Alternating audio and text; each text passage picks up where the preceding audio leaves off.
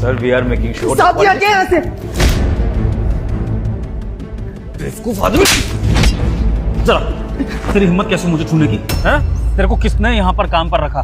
तू यहाँ पर इस तरह से साहब लोगों को परेशान करता है? साहब जी चुप, एकदम चुप। तुझे यहाँ पर रखा किसने? तेरे में इतनी अकल नहीं है कि किसके सामने कैसे रहा जाता है? तू एक कोट पैंट वाले आदमी को इस तरह से हाथ लगा रहा है। तुझे अपनी नौकरी का डर नहीं है? अरे नौकरी छोड़, तुझे यहाँ पर काम पे रखा किसने? मैं तो उस आदमी को भी निकाल दूंगा यहाँ से। मैं अभी के अभी सोसाइटी प्रेसिडेंट से कंप्लेंट करूंगा कि तेरे जैसे मजदूर को यहाँ पर घुसने ना दिया जाए। ये सब करने से पहले एक बार हमारी बात सुन लीजिए। क्या सुनाएगा? क्या सुनाएगा तू मुझे? तूने मुझे हाथ लगाया, तूने मुझे धक्का मारा, तेरी वजह से मेरी मीटिंग खराब हो गई। जानता है कितनी इंपॉर्टेंट मीटिंग कर रहा था मैं? अगर मेरा नुकसान हो गया तो कौन जिम्मेदार होगा? तेरा बाप देगा खर्चा अगर यहाँ पे नुकसान हो गया तो। साहब जी हम मानते हैं कि हमारी औकात नहीं है ऐसे छूने की, पर मजबूरी थी आपकी भलाई के लिए सब किए। आप दरअसल हम आपकी जान बचा रहे थे। अच्छा, कैसे जान बचा रहा था?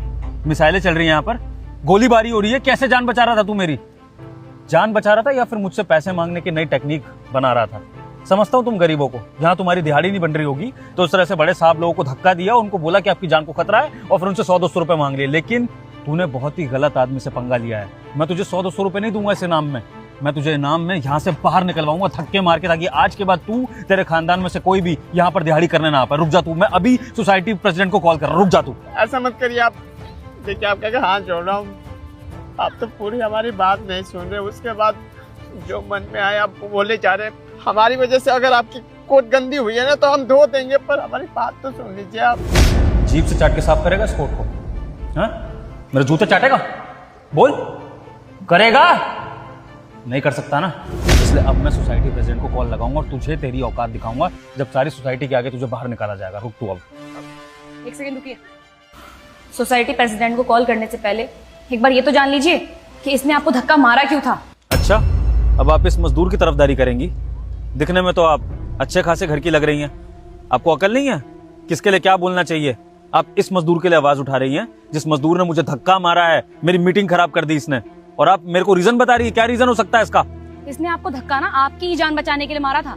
अगर आपको ये धक्का नहीं मारता ना तो आपको करंट लग जाता। ये जो खंबा देख रहे हैं आप, ये बस ठीक करने के लिए आया ही था यहाँ पर। तब तक आप इसे छूने चले आए। अगर आप इसे छू लेते तो मर जाते। इसने तो आपकी जान बचाई, आपको इसको थैंक यू बोलना चाहिए, और आप उल्टा बदतमीजी कर रहे हैं इसके साथ, इसको चांटे मार रहे हैं। हाँ, दिखने में तो आप भी अच्छे खासे घर से लगते हैं, लेकिन आपको चीजें समझ में नहीं आती हैं क्या? मुझे आइडिया नहीं था कि यहाँ इस पोल पे करंट आ रहा होगा। एक्चुअली मेरी भी गलती है, मीटिंग में बात करते करते इतना खो गया था कि उसको टच करने लगा। ये जान बचा रहे थे सच में मेरी। आपको इन्होंने कई बार